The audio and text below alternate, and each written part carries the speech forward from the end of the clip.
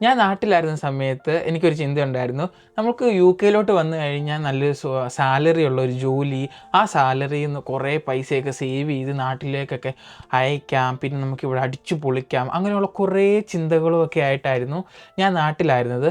പക്ഷേ ഇവിടെ വന്നു കഴിഞ്ഞപ്പോൾ എക്സ്പെക്റ്റേഷൻസ് വെസസ് റിയാലിറ്റി അതെന്താണെന്ന് ഞാൻ മനസ്സിലാക്കി. അപ്പോൾ ഇന്നത്തെ വീഡിയോ എന്ന് പറയുന്നത് എൻ്റെ ഇവിടുത്തെ ഒരു മാസത്തെ ചിലവ്. അപ്പം ഇവിടെ വരുന്ന ഒരു സ്റ്റുഡൻ്റായിട്ട് വരുന്ന ഒരാളുടെ ഒരു മാസത്തെ ചിലവ് എത്ര രൂപയായിരിക്കുമെന്നാണ് ഇന്നത്തെ വീഡിയോയിലൂടെ ഞാൻ ബ്രേക്ക് ഡൗൺ ചെയ്യാൻ പോകുന്നത്. അപ്പോൾ നമുക്ക് ഇന്നത്തെ വീഡിയോയിലേക്ക് പോകാം. ഏറ്റവും എമൗണ്ട് ചിലവാകുന്നത് നമ്മൾ സ്റ്റേ ചെയ്യുന്ന സ്ഥലത്തായിരിക്കും. നമ്മൾ റെൻറ്റ് കൊടുക്കുന്ന ആ ഒരു ഏരിയ, ആ ഒരു പ്രോപ്പർട്ടീനെ ഡിപ്പെൻഡ് ചെയ്തായിരിക്കും നമുക്ക് ഏറ്റവും കൂടുതൽ പൈസ പോകുന്നത്. ഞാനും നാട്ടിൽ നിന്ന് ഇവിടെ വന്നു കഴിഞ്ഞപ്പോൾ റൂം ഷെയറിംഗ് ആണ്. അപ്പോൾ എനിക്ക് ഒരു മാസം 450 പൗണ്ട്സ് ആണ് ആകുന്നത്. ഈ 450 പൗണ്ട്സിൽ നമ്മുടെ ബിൽസ് ഇൻക്ലൂഡഡ് ആണ്. നോർമലി ഒട്ടുമിക്ക ലാൻഡ് ലോഡും ബിൽസ് സെപ്പറേറ്റ് കൊടുക്കണം എന്നാണ് പറയുന്നത്. ഈവൻ ഏജൻസി ത്രൂ ആണെങ്കിൽ പോലും നമ്മൾ ബിൽസ് സെപ്പറേറ്റ് കൊടുക്കണം എന്നുള്ള കണ്ടീഷനിലാണ് വരുന്നത്. അപ്പോൾ എനിക്ക് നാട്ടിൽ നിന്ന് തന്നെ വീട് റെഡിയായത് കാരണം ഞാൻ ഇൻക്ലൂഡിങ് ബില്ലായിട്ടാണ് ഞാനിപ്പോൾ റെൻറ്റ് പേ ചെയ്യുന്നത്. പെർ മന്ത് 450 പൗണ്ട്സ് ആണ് ഞാൻ ഹൗസിന് വേണ്ടി കൊടുക്കുന്നത്. എസ്പെഷ്യലി ഒരു ഹിഡൻ കില്ലർ എന്ന് പറയുന്നത് നമ്മുടെ കൗൺസിൽ ടാക്സും അങ്ങനെയുള്ളതാണ്. നിങ്ങളൊരു സ്റ്റുഡൻ്റായിട്ട് വന്നിട്ട് ഇവിടെ ഒരു വീട് എടുക്കുകയാണെങ്കിൽ നമുക്ക് കൗൺസിൽ ടാക്സ് അടയ്ക്കേണ്ടി വരത്തില്ല. നമ്മൾ ഗ്രാജുവേറ്റ് വിസയിലോ അല്ലെങ്കിൽ PSWയിലോ ആണെങ്കിൽ നമ്മൾ കൗൺസിൽ ടാക്സ് അടയ്ക്കേണ്ടി വരും. അപ്പോൾ വീടെടുക്കുന്ന സമയത്ത് ആ കാര്യങ്ങളൊക്കെ നമ്മൾ ശ്രദ്ധിക്കണം. നമ്മുടെ റെൻറ്റ് കഴിഞ്ഞാൽ നമ്മൾ ഏറ്റവും കൂടുതൽ എമൗണ്ട് സ്പെൻഡ് ചെയ്യുന്നത് നമ്മുടെ ഫുഡ് ആൻഡ് ഗ്രോസറിക്കാണ്. അതൊരു ഡീറ്റെയിൽഡ് ആയിട്ട് പറയേണ്ടത് കാരണം ഞാൻ ഈ വീഡിയോൻ്റെ അവസാനമാണ് ഫുഡ് ആൻഡ് ഗ്രോസറീസിനെ പറ്റി പറയുന്നത്. അപ്പോൾ അത് ലാസ്റ്റ് നമുക്ക് ചർച്ച ചെയ്യാം. ഇവിടെ എഡിംബ്ര ട്രാംസും എഡിംബ്ര ബസ്സും നമുക്ക് ഒറ്റ ബസ് കാർഡ്, ഒരു സ്റ്റുഡൻറ്റ് കാർഡോ അല്ലെങ്കിൽ ഒരു അഡൾട്ട് കാർഡോ വെച്ച് നമുക്ക് യൂസ് ചെയ്യാൻ സാധിക്കും. പക്ഷേ ലണ്ടൻ സൈഡിലേക്ക് പോവുകയാണെങ്കിൽ നമ്മുടെ ട്യൂബിന് വേറെ പൈസ, ബസ്സിന് വേറെ, അങ്ങനെ സെപ്പറേറ്റ് ആയിട്ടാണ് നമ്മൾ പർച്ചേസ് ചെയ്യേണ്ടത്. ഇവിടെ നമുക്ക് ഡെയിലി പാസ് ഉണ്ട്, അതുകൂടാതെ തന്നെ സിംഗിൾ ടിക്കറ്റ് ഉണ്ട്, അതുകൂടാതെ 4 വീക്കിലി ഏകദേശം 28 ദിവസത്തേക്കുള്ള പാക്കേജും ഉണ്ട്. അപ്പം നോർമലി എല്ലാവരും 4 വീക്സ് ആണ് എടുക്കുന്നത്. ഒരു അഡൾട്ടിൻ്റെ ബസ് കാർഡ് എന്ന് പറഞ്ഞാൽ 80 പൗണ്ട്സ് ആണ്.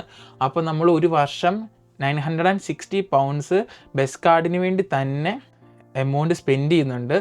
അടുത്തതെന്ന് പറഞ്ഞു കഴിഞ്ഞാൽ ഫോൺ ആൻഡ് ഇൻ്റർനെറ്റാണ്. അപ്പോൾ നമ്മൾ നാട്ടിൽ നിന്ന് വരുമ്പം ജിയോയുടെയോ അല്ലെങ്കിൽ എയർടെലിൻ്റെയോ അൺലിമിറ്റഡ് ആയിട്ടുള്ള ലൈഫ് ടൈം കവറേജ് ഉള്ള ഒരു ഇൻ്റർനാഷണൽ പ്ലാൻ എടുക്കുക. ഒരു 1100 to ഒരു 1200 വരെ ആയിരിക്കും അതിൻ്റെ കോസ്റ്റ് എന്ന് പറയുന്നത്. അത് കഴിഞ്ഞിട്ട് നമ്മൾ 200 രൂപ അല്ലെങ്കിൽ 150 രൂപ ബാലൻസ് മെയിൻറ്റെയിൻ ചെയ്താൽ മാത്രം മതി. നമുക്ക് SMS-കളും കോളുകളും എല്ലാം നമുക്ക് ഡയറക്റ്റ് വന്നോളും. വേറെ പ്രശ്നങ്ങളൊന്നും തന്നെ ഇല്ല.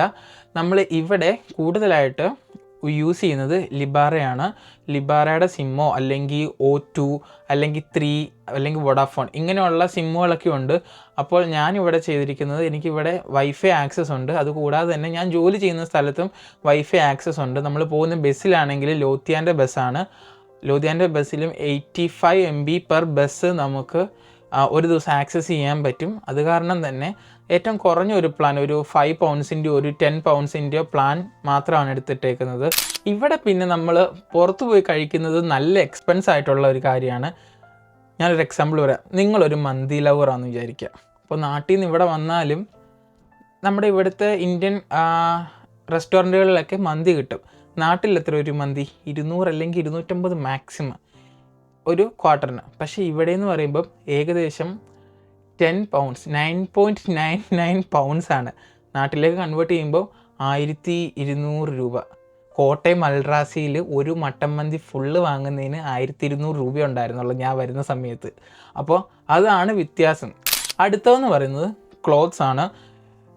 എൻ്റെ ഒരു അഭിപ്രായത്തിൽ നമ്മൾ നാട്ടിൽ നിന്നധികം തുണികൾ വാങ്ങിച്ചുകൊണ്ട് വരാതെ നമുക്ക് എസെൻഷ്യൽ ആയിട്ടുള്ള ഇപ്പോൾ കേരള വെയറോ അങ്ങനെ എന്തെങ്കിലും ഉണ്ടെങ്കിൽ, സാരി, മുണ്ട് അങ്ങനെ എന്തെങ്കിലും കാര്യങ്ങളുണ്ടെങ്കിൽ മാത്രം നാട്ടിൽ നിന്ന് കൊണ്ടുവരിക. അല്ലാതെ നമുക്ക് ഇവിടുന്ന് വാങ്ങാൻ പറ്റും. ഇവിടെ പ്രൈമാർക്ക്, TK Maxx എന്ന് പോയിട്ടുള്ള കുറച്ച് കടകളുണ്ട്. അഫോർഡബിൾ ആയിട്ടുള്ള റേറ്റ്സിൽ നമുക്ക് കിട്ടും. അഫോർഡബിൾ ഇൻ ദ സെൻസ് ഇവിടുത്തെ നമ്മുടെ സാലറിക്കൊക്കെ വെച്ച് അഫോർഡബിൾ ആണ്. നമ്മുടെ നാട്ടിലത്തെ നമ്മൾ റെഗുലറായിട്ട് ഇപ്പം കാഷ്വൽ വെയറിൻ്റെ ഒരു പ്രൈസ് ആകും നമ്മൾ വീട്ടിൽ ഇടാൻ വേണ്ടി വാങ്ങുന്ന ഡ്രസ്സിനൊക്കെ ഒരു 5 പൗണ്ടൊക്കെ ആയിരിക്കും. നമ്മളൊരു ഷോർട്ട്സൊക്കെ വാങ്ങുമ്പോൾ 5 പൗണ്ട് എന്ന് പറയുമ്പോൾ നാട്ടിൽ ഏകദേശം ഒരു 550-600 രൂപയാവും. അതാണ് നമ്മൾ നാട്ടിലൊരു ഷർട്ടിന് വേണ്ടി നമ്മൾ മുടക്കുന്ന എമൗണ്ട് എന്ന് പറയുന്നത്. പക്ഷേ പ്രൈമാർക്ക്, TK Maxx അങ്ങനെയുള്ള സ്ഥലങ്ങളിൽ നമുക്ക് അഫോർഡബിൾ ആയിട്ടുള്ള രീതിയിൽ കിട്ടും. പിന്നെ സ്പോർട്സ് ഡയറക്റ്റ്, അഡിഡാസ്, നൈക്കി അങ്ങനെയുള്ള ഔട്ട്ലെറ്റുകളിൽ പോയി കഴിഞ്ഞാൽ നമുക്ക് നമ്മുടെ സ്പോർട്സ് വിയേഴ്സൊക്കെ കിട്ടും. പെർ മന്ത് ഒരു 50 പൗണ്ട്സ് നമ്മുടെ ക്ലോത്ത്സിന് വേണ്ടി മാറ്റി വെക്കുകയാണെങ്കിൽ തന്നെ ഒരു വർഷം നമുക്കൊരു 500 തൊട്ട് 600 പൗണ്ട് വരെ നമുക്ക് നമ്മുടെ ഡ്രസ്സിന് വേണ്ടി തന്നെ ആകും. ഇൻ കേസ് ചില മാസങ്ങളിൽ നമുക്ക് ഈ ഡ്രസ്സ് വാങ്ങേണ്ടി തന്നെ വരില്ല. അപ്പോൾ നമുക്ക് ആ എമൗണ്ടുകളൊക്കെ നമുക്ക് സേവ് ചെയ്ത് വെക്കാൻ സാധിക്കുന്നതായിരിക്കും. പിന്നെ ഇവിടുത്തെ അടുത്തെന്ന് പറയുന്നത് എൻ്റർടൈൻമെൻറ്റ് ആൻഡ് സോഷ്യലൈസിങ് ആണ്. നമ്മളിപ്പം പുറത്തു പോയി ഏതെങ്കിലും പാർക്കിൽ പോവുക, അല്ലെങ്കിൽ ഏതെങ്കിലും പബ്ബിൽ പോവുക, അതും അല്ലെങ്കിൽ സിനിമാസിന് പോവുക, അങ്ങനെയൊക്കെ പോകുമ്പോൾ നമുക്ക് ആകുന്ന എക്സ്പെൻസസ് എന്ന് പറയുന്നത് ഏകദേശം പെർ മന്ത് ഒരു 50 to 60 പൗണ്ട് വരെ നമുക്ക് കാൽക്കുലേറ്റ് ചെയ്യാൻ സാധിക്കും. പിന്നെ അടുത്തതെന്ന് പറയുന്നത് കുറച്ച് ഇൻട്രസ്റ്റിംഗ് ആയിട്ടുള്ളതാണ്. നമ്മൾ നാട്ടിൽ നിന്ന് UK വന്നു. നമ്മൾ കുറച്ച് ഒരു 4-5 അല്ലെങ്കിൽ മാക്സിമം ഒരു 6 മാസം കഴിഞ്ഞ് കഴിഞ്ഞാൽ നമ്മളൊരു സാധനം വാങ്ങും. ഒരു iPhone അല്ലെങ്കിൽ ഒരു സാംസങ്ങിൻ്റെ ഒരു ഫോൺ. അതിന് ഏകദേശം ഇവിടെ ഒരു 1000 പൗണ്ട് അല്ലെങ്കിൽ 1200 പൗണ്ട് ഒക്കെ ആകും. നാട്ടിലത്തെ എമൗണ്ടുമായിട്ട് കമ്പയർ ചെയ്യുമ്പോൾ കുറച്ച് എക്സ്പെൻസീവാണ്. പക്ഷേ അത് ഇറങ്ങുന്ന സമയത്ത് ഇപ്പം iPhone 17 Pro Max അല്ലെങ്കിൽ S26 Ultra ഇങ്ങനെയുള്ള ഫോണുകളൊക്കെ ഇറങ്ങുമ്പോൾ നമുക്ക് കുറേ ഓഫേഴ്സൊക്കെ അവർ പ്രൊവൈഡ് ചെയ്യും, ബണ്ടിൽ പാക്കേജസ് ഒക്കെ ആയിട്ട്. അപ്പോൾ അങ്ങനെ വാങ്ങുമ്പോൾ നമുക്ക് കുറച്ചും കൂടെ ലാഭമായിരിക്കും. ഇപ്പം ഞാൻ എൻ്റെ S25 Ultra വാങ്ങിച്ചത് സാംസങ്ങിൻ്റെ ഒഫീഷ്യൽ സൈറ്റിൽ നിന്ന് സ്റ്റുഡൻറ്റിൻ്റെ ഓഫറും ഉണ്ടായിരുന്നു. 256 GB പ്രൈസിന് എനിക്ക് 1 TB ഫോൺ കിട്ടി. അഡീഷണൽ ഒരു ഹെഡ്സെറ്റ്, പിന്നെ ഒരു വയർലെസ് ചാർജർ, ഒരു കേസ്. നമുക്ക് അതിൻ്റെ എല്ലാം പ്രൈസ് നമ്മൾ കട്ട് ചെയ്ത് കളഞ്ഞാൽ പോലും നമുക്ക് ഏകദേശം ഒരു 900 പൗണ്ട്സ് അല്ലെങ്കിൽ ഒരു 800 പൗണ്ട്സിന് നമുക്ക് നാട്ടിലെ 1,70,000 രൂപയുടെ ഫോൺ ഇവിടുത്തെ ഒരു 800 പൗണ്ട്സിൽ ലഭിച്ചു. അപ്പോൾ ലാസ്റ്റത്തെ നമ്മുടെ ടോപ്പിക് എന്ന് പറയുന്നത് ഫുഡ് ആൻഡ് ഗ്രോസറീസ് ആണ്. ഫുഡ് ആൻഡ് ഗ്രോസറീസ് നമ്മൾ വെൽ പ്ലാൻഡ് ആയിട്ട് ചെയ്യേണ്ട ഒരു കാര്യമാണ്. നമ്മൾ റെൻറ്റ് കഴിഞ്ഞാൽ ഏറ്റവും കൂടുതൽ പൈസ നമുക്ക് പോകുന്നത് ഫുഡ് ആൻഡ് ഗ്രോസറീസിലാണ്. വെരി വെൽ പ്ലാൻഡ് ആയിട്ട് പോയില്ലെങ്കിൽ നമ്മുടെ ടോട്ടൽ സേവിങ്സിനെ തന്നെ അഫക്റ്റ് ചെയ്യുന്നതും ഫുഡ് ആൻഡ് ഗ്രോസറീസ് ആണ്. പെർ വീക്ക് മാക്സിമം ഒരു 40 പൗണ്ട്സ് ടു 50 പൗണ്ട്സ് വരെ നിങ്ങൾ ചിലവാക്കുകയാണെങ്കിൽ പോലും പെർ മന്ത് ഒരു 200 പൗണ്ട്സ് ആയിരിക്കും.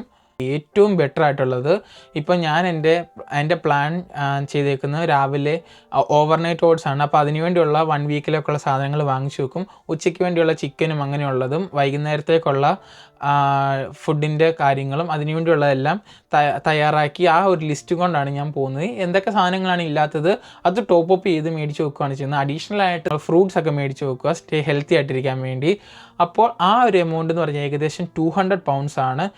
Food and groceries very well planned ആയിട്ട് തന്നെ ആയിരിക്കണം വാങ്ങേണ്ടത്, അല്ലെങ്കിൽ നല്ല എക്സ്പെൻസ് ആകും. അപ്പോൾ അത് മെയിനായിട്ട് ശ്രദ്ധിക്കുക. അപ്പോൾ നമുക്ക് ഇത്ര എക്സ്പെൻസ് ഉണ്ട്. ഇനി അറിയേണ്ടത് നമ്മുടെ വരവിനെ പറ്റിയാണ്, നമ്മുടെ ചിലവുകളെ പറ്റി അറിഞ്ഞു. ഇനി നമുക്ക് ഈ ചിലവുകളെല്ലാം ചെയ്യാനുള്ള ഒരു വരവ്, ഒരു ഇൻകം അല്ലെങ്കിൽ നമുക്കൊരു സാലറി ഉണ്ടോ നമുക്കറിയണം. ഇപ്പം നമ്മുടെ UK ബേസിക് മിനിമം സാലറി എന്ന് പറയുന്നത് 12.44 പൗണ്ട്സ് പെർ അവർ ആണ്. അപ്പോൾ ഞാനൊരു എക്സാമ്പിൾ തന്നിട്ടുണ്ട്. അപ്പോൾ നമുക്ക് അറിയാൻ പറ്റും ഒരു മാസം നമുക്ക് എത്ര കിട്ടും. ടാക്സ്, ഇൻഷുറൻസ്, പിന്നെ പെൻഷൻ, ഇതെല്ലാം കഴിഞ്ഞിട്ട് നമുക്ക് കയ്യിൽ നമ്മുടെ ക്യാഷ് എത്ര കിട്ടും. അതുകൂടാതെ ഈ എക്സ്പെൻസും നമ്മുടെ ഇൻകവും ബാലൻസ് ചെയ്തിട്ട് നാട്ടിലേക്ക് എന്തെങ്കിലും അയച്ചു കൊടുക്കാനുണ്ടോ. കാരണം കൂടുതൽ പേര് സ്റ്റുഡൻറ്റ് ലോണൊക്കെ എടുത്താണ് വരുന്നത്. അപ്പം ആ ലോണിലേക്ക് തിരിച്ചടയ്ക്കാനുള്ള ഒരു എമൗണ്ട് ഉണ്ടോ എന്ന് എല്ലാവർക്കും ഒരു കൺഫ്യൂഷൻ കാണും. അപ്പം ഞാൻ അതിനെപ്പറ്റി ഡീറ്റെയിൽഡ് ആയിട്ട് പറഞ്ഞു തരാം. ഒരാൾ 11 മണിക്കൂർ ഒരു ദിവസം വർക്ക് ചെയ്തു. അയാളുടെ ബേസിക് പേ എന്ന് പറയുന്നത് 12.44 പൗണ്ടാണ്. അപ്പോൾ ഒരാഴ്ചയിൽ 4 ദിവസമാണ് വർക്ക് ചെയ്യുന്നത്. അപ്പം ടോട്ടൽ ഒരാഴ്ചയിൽ 44 അവേഴ്സ് അയാൾക്ക് കിട്ടുന്നുണ്ട്. അങ്ങനെ ഒരു 4 ആഴ്ച കൂടുമ്പോഴാണ് അവർക്ക് സാലറി കിട്ടുന്നതെന്ന് കൺസിഡർ ചെയ്യുക. ഇതാണ് ഇവിടെ നോർമലായിട്ട് എല്ലാവർക്കും കൊടുക്കുന്നത്. അപ്പം ആ എമൗണ്ട് എന്ന് പറഞ്ഞു കഴിഞ്ഞാൽ ഏകദേശം 2189 പൗണ്ട് 44 പെൻസ് ഉണ്ട്. എന്ന് വെച്ച് കഴിഞ്ഞാൽ നാട്ടിൽ ഏകദേശം ഒരു 2,72,000 രൂപയുണ്ടാവും. വാട്ട്? അതെ, 2,72,000 രൂപ ഉണ്ട്. എന്ന് വെച്ച് കഴിഞ്ഞാൽ നോർമലായിട്ട് നമ്മുടെ നാട്ടിൽ ഒരു 20,000 രൂപയ്ക്ക് വർക്ക് ചെയ്യുന്ന ഒരാളുടെ 12 മാസത്തെ അല്ലെങ്കിൽ ഒരു 13-14 മാസത്തെ സാലറിയാണ് ഇവിടെ UK ഒരാൾ വർക്ക് ചെയ്യുമ്പം കിട്ടുന്നത്. അതൊരു വലിയൊരു ഫിഗറാണ്. പക്ഷേ ഞാൻ നേരത്തെ പറഞ്ഞ എക്സ്പെൻസുകളെല്ലാം കൂടെ നമ്മൾ കണക്ക് കൂട്ടി വരുമ്പോൾ നമുക്കറിയാൻ സാധിക്കും നമുക്ക് എത്ര രൂപ സേവ് ചെയ്യാൻ സാധിച്ചിട്ടുള്ളതെന്ന്. അപ്പോൾ 2,189 പൗണ്ട്സ് നമുക്ക് സാലറി ഉണ്ടല്ലോ. ഇനിയാണ് നമ്മുടെ ടാക്സിൻ്റെ കളികൾ നടക്കുന്നത്.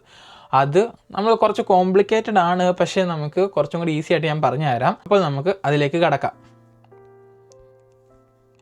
ഇവിടെ നോർമൽ എല്ലാവരും 5% പെൻഷൻ പേ ചെയ്യുന്നുണ്ട്. കൂടുതലും നെസ്റ്റിലേക്കാണ് നമ്മൾ പെൻഷൻ പ്രൊവൈഡ് ചെയ്യുന്നത്. നമ്മുടെ സാലറിയുടെ 5% നമ്മൾ നെസ്റ്റിലേക്ക് പെൻഷൻ പ്രൊവൈഡ് ചെയ്യണം. ഇതെല്ലാം എംപ്ലോയർ നമ്മുടെ സൈഡിൽ നിന്ന് ചെയ്തോളാം. എംപ്ലോയറിൻ്റെ സൈഡിൽ നിന്ന് 5%, നമ്മുടെ സൈഡിൽ നിന്നും 5% എംപ്ലോയർ നെസ്റ്റിലേക്ക് പെൻഷൻ പ്രൊവൈഡ് ചെയ്തോളും. അതുകൂടാതെ തന്നെ നമുക്ക് ഫസ്റ്റ് 1,250 പൗണ്ട്സ് ടാക്സബിൾ അല്ല. നമ്മുടെ നാട്ടിൽ 5 ലക്ഷം രൂപ വരെ ടാക്സ് എക്സംപ്റ്റഡ് ആക്കിയില്ലേ. ഇവിടെ എന്ന് പറയുമ്പോൾ ഒരു മാസം അത് 1,250 പൗണ്ട്സ് ആണ് എക്സംപ്റ്റഡ് ആക്കിയേക്കുന്നത്. അത് കൂടാതെ തന്നെ ബാക്കി വരുന്ന പേഴ്സണൽ അലവൻസ് ഏകദേശം 966.92 പൗണ്ട്സ് ആണ്. ഇതൊരു റഫ് എമൗണ്ട് ആണ്, ആക്ച്വൽ എമൗണ്ട് അല്ല. അതിൽ നിന്ന് പെൻഷൻ എന്ന് പറയുന്നത് 5% 109.47 പൗണ്ട് പെൻഷനിലേക്ക് പ്രൊവൈഡ് ചെയ്യും. അങ്ങനെ ടോട്ടൽ ടാക്സബിൾ ഇൻകം എന്ന് പറയുന്നത് 113 പൗണ്ട്സ് ആണ് നമുക്ക് ടാക്സബിൾ ആയിട്ടുള്ള ഇൻകം. അപ്പോൾ നമ്മുടെ ടാക്സബിൾ ഇൻകത്തിൻ്റെ 20% എന്ന് പറയുന്നത് ഏകദേശം 178 പൗണ്ട്സ് ആണ്. അതുകൂടാതെ തന്നെ നമ്മുടെ നാഷണൽ ഇൻഷുറൻസ്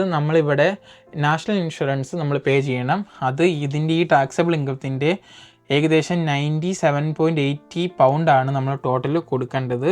അങ്ങനെ ടോട്ടൽ നമുക്ക് ടേക്ക് ഹോം സാലറി എന്ന് പറയുന്നത് 1,803 പൗണ്ട്സാണ് നമുക്ക് സാലറി ആയിട്ട് കിട്ടുന്നത്. ഇനി നമുക്ക് നമ്മുടെ ടോട്ടൽ എക്സ്പെൻസും നമ്മുടെ സാലറി ആയിട്ടൊന്ന് കമ്പയർ ചെയ്ത് നോക്കാം നമുക്ക് എത്ര രൂപ നമുക്ക് സേവ് ചെയ്യാൻ പറ്റുന്നുണ്ടെന്ന്. റെൻറ്റ് 450 പൗണ്ട്സാണ്. ട്രാവലായിട്ട് നമ്മൾ ഒരു 80 പൗണ്ട്സ് ബസ് കാർഡ് അല്ലെങ്കിൽ സൈക്കിളിന് വേണ്ടി നമ്മൾ മാറ്റി വെക്കുന്നുണ്ട്. നമ്മുടെ ഇൻ്റർനെറ്റിനും സിമ്മിനും വേണ്ടി 15 പൗണ്ട്സ് ഉണ്ട്. അതുകൂടാതെ ഫുഡിന് വേണ്ടി നമ്മൾ പെർ വീക്ക് 40 to 50 പൗണ്ട്സ് ആണ്. അതെന്ന് പറഞ്ഞു കഴിഞ്ഞാൽ നമ്മുടെ നാട്ടിൽ ഒരു 6,000 രൂപയാണ് ഒരാഴ്ച നമ്മൾ മാറ്റി വെക്കുന്നത്. ഒരു മാസം അത് ഒരു 200 പൗണ്ട്സ് ആണ്. അതുകൂടാതെ തന്നെ നമ്മൾ ഔട്ട്സൈഡ് ഫുഡ് കഴിക്കാൻ പോകുമ്പോൾ ഒരു 100 പൗണ്ട്സ്. ക്രെഡിറ്റ് കാർഡ് എന്തെങ്കിലും ഉണ്ടെങ്കിൽ, ക്രെഡിറ്റ് കാർഡ് കാര്യം ഞാൻ നേരത്തെ പറഞ്ഞിട്ടില്ല, അത് ഓപ്ഷനിലാണ്. ക്രെഡിറ്റ് കാർഡ് എടുക്കുന്നവരാണെങ്കിൽ നമ്മൾ എന്തെങ്കിലും അതിൽ നിന്ന് വാങ്ങിച്ചിട്ടുണ്ടെങ്കിൽ അതിൻ്റെ പേ ചെയ്യാൻ വേണ്ടി ഒരു 100 പൗണ്ട്സ് ഞാൻ കാണിച്ചിട്ടുണ്ട്. ഇവിടെ കൂടുതൽ ആൾക്കാരും ക്രെഡിറ്റ് കാർഡ് ഉപയോഗിക്കാറുണ്ട്. കയ്യിൽ ഒരു iPhone 17 Pro Maxോ X26 Ultraയോ അങ്ങനെ ഏതെങ്കിലും ഒരു ഫോൺ വാങ്ങുമ്പം നമുക്ക് EMI അടയ്ക്കണമല്ലോ. അതിന് ഞാനൊരു 90 പൗണ്ട്സ് കൊടുത്തിട്ടുണ്ട്. അതുകൂടാതെ തന്നെ നമ്മുടെ കോസ്റ്റ്യൂംസ് എന്തെങ്കിലും വാങ്ങുന്നുണ്ടെങ്കിൽ 50 പൗണ്ട്സ് കൊടുത്തിട്ടുണ്ട്. അത് പിന്നെ എൻ്റർടൈനിങ് ആൻഡ് സോഷ്യലൈസിങ് അതൊരു 50 പൗണ്ട്സ് ആണ്. പിന്നെ യൂട്ടിലിറ്റീസ് നമ്മുടെ റെൻറ്റിൻ്റെ കൂടെ ആഡ് ചെയ്യേണ്ടതാണ്. ചിലവർക്ക് ഇൻക്ലൂഡിങ് റെൻ്റ് ആയിരിക്കും, ചിലവർക്ക് എക്സ്ക്ലൂഡിങ് റെൻ്റ് ആയിരിക്കും. അപ്പോൾ നമ്മൾ ആ എമൗണ്ട് എന്ന് പറയുന്നത് ഏകദേശം ഒരു 60 പൗണ്ടാണ്. ഷെയറിങ് ആണെങ്കിൽ നമ്മളത് ഈക്വലായിട്ട് ഡിവൈഡ് ചെയ്യുമല്ലോ. അപ്പോൾ ഷെയറിങ് ആണെങ്കിൽ 60 പൗണ്ട് അല്ലെങ്കിൽ ഒരു 120 പൗണ്ട്. പിന്നെ കൗൺസിൽ ടാക്സ് ഞാൻ ഇവിടെ കാണിച്ചിട്ടില്ല. കൂടുതലും സ്റ്റുഡൻ്റ് ആയിട്ടായിരിക്കും എല്ലാവരും വരുന്നത്. അപ്പം കൗൺസിൽ ടാക്സ് നമ്മൾ ഇവിടെ കാണിക്കുന്നില്ല. പിന്നെ നമുക്ക് നാട്ടിലേക്ക് ഏകദേശം നമ്മൾ ലോണൊക്കെ എടുത്തായിരിക്കും, എഡ്യൂക്കേഷൻ ലോൺ എടുത്താണല്ലോ വന്നിരിക്കുക. അപ്പോൾ ഇവിടെ വന്നു കഴിഞ്ഞാൽ നമുക്ക് ലോൺ നാട്ടിലത്തെ അടയ്ക്കണമല്ലോ. അപ്പോൾ നാട്ടിലത്തെ ലോണൊക്കെ അടയ്ക്കാൻ വേണ്ടി ഒരു 350 പൗണ്ട്സ് ഞാൻ കാണിച്ചിട്ടുണ്ട്. നാട്ടിൽ ഏകദേശം ഒരു 40,000 രൂപ എല്ലാം കൂടെ നമുക്ക് സേവ് ചെയ്ത് കഴിഞ്ഞാൽ ഈ ഒരു എമൗണ്ട് നമുക്ക് കിട്ടും. അപ്പോൾ ഈ ഒരു എമൗണ്ടാണ് നമ്മുടെ സേവിങ്സ് എന്ന് പറയുന്നത്. അതുകൂടാതെ നമ്മുടെ പേരൻസിനെ സപ്പോർട്ട് ചെയ്യാൻ വേണ്ടി നമ്മൾ ചെറിയൊരു എമൗണ്ട് ഒരു 10,000 രൂപ അല്ലെങ്കിൽ ഒരു 15,000 രൂപ മാസം അയക്കും. അപ്പോൾ അതെല്ലാം കഴിഞ്ഞിട്ട് UK ഇവിടെ ഒരു സ്റ്റുഡൻ്റായിട്ട് ഒരാൾ ഒറ്റയ്ക്ക് നിൽക്കുന്ന എമൗണ്ടാണിത്. 2 പേരായിട്ട് നിൽക്കുമ്പം പ്രത്യേകത എന്ന് പറഞ്ഞു കഴിഞ്ഞാൽ ഒരാളുടെ സാലറിയുടെ ഒരു 80% എങ്കിലും നമുക്ക് സേവ് ചെയ്യാൻ സാധിക്കും ഒരു ഫാമിലി ആയിട്ട് ഇവിടെ നിൽക്കുകയാണെങ്കിൽ. പക്ഷേ കറൻ്റ്ലി ഇപ്പം ഫാമിലി ആയിട്ട് സ്റ്റുഡൻറ്റ് വിസയിൽ ഇങ്ങോട്ട് വരാൻ സാധിക്കത്തില്ല. UKVA അതിനെ റെസ്ട്രിക്റ്റ് ചെയ്തിട്ടുണ്ട്. അപ്പോൾ നമ്മൾ സിംഗിളായിട്ട് തന്നെയാണ് ഇങ്ങോട്ട് വരേണ്ടത്. അപ്പോൾ ഇത്രയും കാര്യങ്ങളാണ് നമ്മളൊരു മാസത്തിൽ നമ്മുടെ എക്സ്പെൻസസും നമ്മുടെ ഇൻകം എന്ന് പറഞ്ഞാൽ. UK എന്ന് പറഞ്ഞു കഴിഞ്ഞാൽ നല്ല ഒരു എക്സ്പെൻസ് ഉള്ളൊരു കൺട്രി തന്നെയാണ്. നമ്മുടെ പർച്ചേസിങ് പവർ അതിനനുസരിച്ച് കൂടും. UKയിലെ സാഹചര്യവും ഇന്ത്യയിലെ സാഹചര്യം എൻറ്റയർലി ഡിഫറെൻ്റ് ആണ്. നാട്ടിലുള്ളവർക്കും ഇപ്പോൾ ഞാൻ നാട്ടിലായിരുന്ന സമയത്തൊക്കെ എനിക്കൊരു വലിയൊരു മിസ്കൺസെപ്ഷൻ ഉണ്ടായിരുന്നു. നാട്ടിൽ നിന്ന് ഇവിടെ വന്നു കഴിഞ്ഞാൽ കുറേ എമൗണ്ടുകളൊക്കെ സേവ് ചെയ്ത് നാട്ടിലൊക്കെ കുറേയൊക്കെ അയക്കാം, നല്ല ലൈഫ് സ്റ്റൈലൊക്കെ കിട്ടും. പക്ഷേ റിയാലിറ്റി എന്ന് പറഞ്ഞു കഴിഞ്ഞാൽ നമ്മൾ നല്ലപോലെ കഷ്ടപ്പെടുക, നമുക്ക് സേവ് ചെയ്യാൻ പറ്റുന്ന അത്രയും മാക്സിമം എമൗണ്ട് സേവ് ചെയ്യുക, ലോണൊക്കെ നമ്മൾ മാക്സിമം അടച്ച് തീർക്കാൻ തന്നെ നോക്കുക. അപ്പോൾ അത്രയാണ് ഇന്നത്തെ വീഡിയോ എന്ന് പറയുന്നത്. അപ്പോൾ വേറൊരു വീഡിയോ ആയിട്ട് നമ്മൾ വേറൊരു ദിവസം വരുന്നതായിരിക്കും. അപ്പം ബൈ.